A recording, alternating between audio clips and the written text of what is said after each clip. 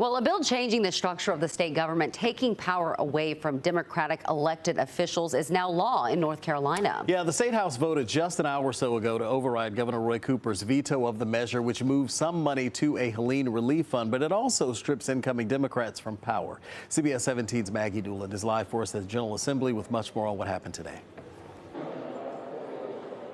Rod and Angela, emotions were very high here at the legislative building after this vote to override the governor's veto. That third floor up there just outside the House chambers was filled with people yelling shame, shame, shame until the legislative police actually cleared the building. They had hoped to convince legislators not to override the veto, but the Republican supermajority overrode it anyway. The bill becomes law.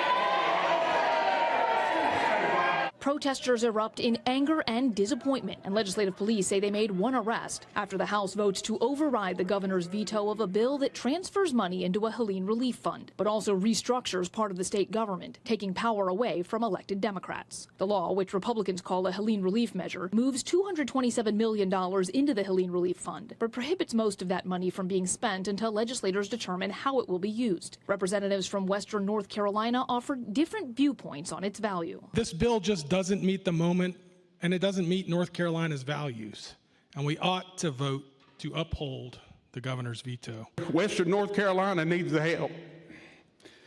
Let's get it for them. I'm going to vote to override this veto, and I hope you'll vote with me. The new law also makes significant changes to the roles of incoming Democratic elected officials, including removing the governor's power to appoint the state board of elections and giving it to the state auditor, who will be a Republican. They don't like the outcome because they don't like the leadership that you chose.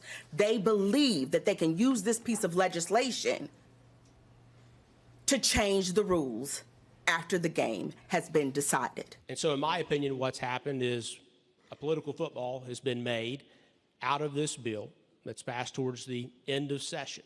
The Republican supermajority in the House ultimately joined the Senate in voting to move forward with the override.